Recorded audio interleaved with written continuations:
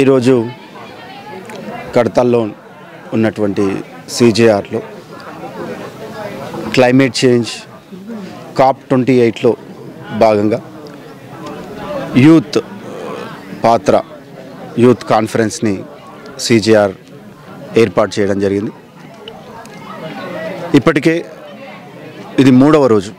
November 30 నుంచి December 12 వరకు COP28 సదస్సులు దుబాయ్లో జరుగుతూ ఉన్నాయి. అక్కడ వివిధ దేశాల ప్రధానమంత్రులు, స్వచ్ఛంద సంస్థలు పాల్గొని ఈ క్లైమేట్ చేంజ్కి సంబంధించినటువంటి అనేక అంశాలను కూడా వారు చర్చించడం జరుగుతూ ఉంది. మరి కేవలం అక్కడ మాత్రమే ఆ కాన్ఫరెన్స్లు జరిగి నిర్ణయాలు తీసుకొని ఇది చేయకుండా ప్రతి గ్రామంలో, ప్రతి పాఠశాలలో, ప్రతి కాలేజీలో కూడా ఈ COP28కి సంబంధించినటువంటి అంశాలను, క్లైమేట్ చేంజ్కి సంబంధించిన అంశాలని చర్చించి మరి మన చుట్టుపక్కల ఉన్నటువంటి ఆ సమస్యలని గుర్తెరిగి ఏ రకంగా వాటిని మనం పరిష్కరించుకునేటటువంటి ప్రయత్నం చేయాలో CJR సంస్థ వివిధ కాలేజీలని భాగస్వామ్యం చేస్తూ ఈ కార్యక్రమాన్ని చేపట్టడం జరిగింది. ఇంతకుముందే ఈ కార్యక్రమంలో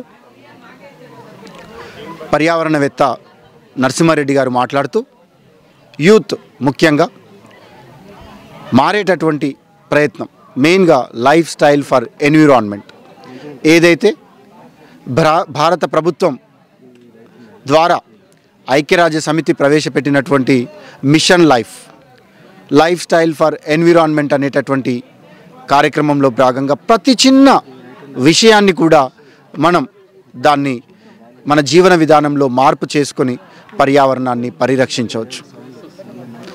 ఇప్పటికి గతంలో మనం విన్నాం, మహాత్మా గాంధీ ఏదైతే విదేశీ వస్తువులు పాలిస్టర్ మిల్లులలో తయారైనటువంటి ఉత్పత్తులు ఏవైతే ఉన్నాయో వాటన్నిటిని కూడా బహిష్కరించి ప్రజలు వారు స్వదేశీ ఉత్పత్తులను వాడడం మొదలు పెడతారో ఆటోమేటిక్గా కంపెనీల వాళ్ళకి సేల్ ఉండకపోతే వాళ్ళే మూసేసుకుంటారు. అలానే యూత్ ముఖ్యంగా మీరు ధరించేటటువంటి బట్టలు, మీరు స్నాక్స్గా తీసుకునేటటువంటి ఆహార పదార్థాలు, అదేవిధంగా మీరు ఎంటర్టైన్మెంట్కి ఉపయోగించేటటువంటి సాధనాలు, వీటన్నిటిలో కూడా దృష్టి పెట్టి బట్టలు పాలిస్టర్ జీన్స్ కాకుండా మనం చేనేత ఖాదీ వస్త్రాలని ధరించి ఈ యొక్క రాష్ట్రానికి, దేశానికి, ప్రపంచానికి కూడా ఒక మెసేజ్ ఇవ్వచ్చు. ఇంకొక ముఖ్యమైన విషయం పెద్దలు నరసింహారెడ్డి గారు చెప్పారు, భారతదేశంలో ఆల్రెడీ ఆ జ్ఞానం మన దగ్గర ఉన్నది, ఆ రీసోర్సెస్ కూడా మన దగ్గర ఉన్నాయి.